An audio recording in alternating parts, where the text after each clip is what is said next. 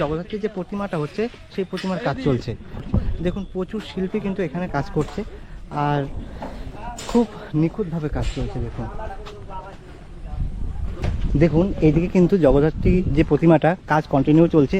জগদ্ধাত্রীর যে প্রতিমাটা তৈরি হচ্ছে আর বডি স্ট্রাকচার কিন্তু এই পাশে।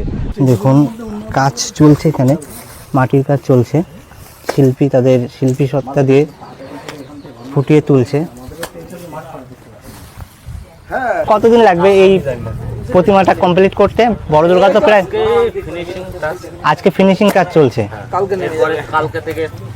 কালকে নেমে যাবে। মানে বডি এখানে হচ্ছে মাথা আর ওটা হচ্ছে বডি। তো দেখুন মানে এই বৃষ্টি প্রাকৃতিক দুর্যোগকে উপেক্ষা করেও কিন্তু প্রতিনিয়ত রাত দিন কাজ চলছে। রাত কটা অবধি কাজ করছেন আপনারা? 8টা-9টা অবধি কাজ করছেন। যদি মধ্যে তো খুব বৃষ্টি ছিল, তখন কি কাজ থেমেছিল না কাজ চলতো? আচ্ছা, তো দেখুন কাজ কন্টিনিউ চলছে। দেখুন গত বছরে এই বড় দুর্গার ব্যাপারটা আমরা সোশ্যাল মিডিয়া মারফত জানতে পেরেছিলাম। আচ্ছা, যে কোনো কারণেই হোক ব্যাপারটা বাধা পড়েছিল। আনন্দ খুব পেয়েছি যে আমরা বাঙালিরা আমাদের এই গ্রাম অঞ্চল থেকে একটা শিল্পকলাকে তুলে ধরছি সারা বিশ্বের সামনে। সেই আনন্দে সামিল হওয়ার জন্য তার রেসটাকে টেনে নিয়ে যাচ্ছি আমরা চন্দননগরে। আচ্ছা, যে বড় দুর্গাও হবে, দুর্গার পরে লক্ষ্মী আসবে, কালী আসবে, তারপরে জগদ্ধাত্রীর পালা, যাতে বিশ্ববাসী আরও একবার একটা আনন্দ করতে পারে বড় জগদ্ধাত্রীর সামনাসামনি হয়ে।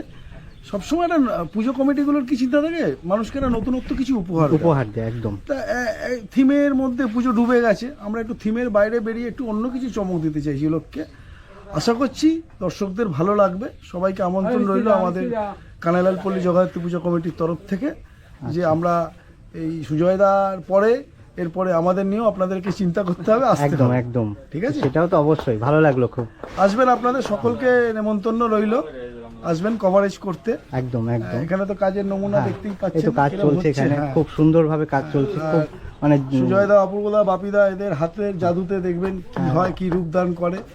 এটা আমাদের কাছে একটা চ্যালেঞ্জ বিশ্ববাসীর কাছে, একদম, যে আমরাও পারি। আমাদের মফস্বল, আমাদের গ্রাম থেকেও বড় কাজ হয়।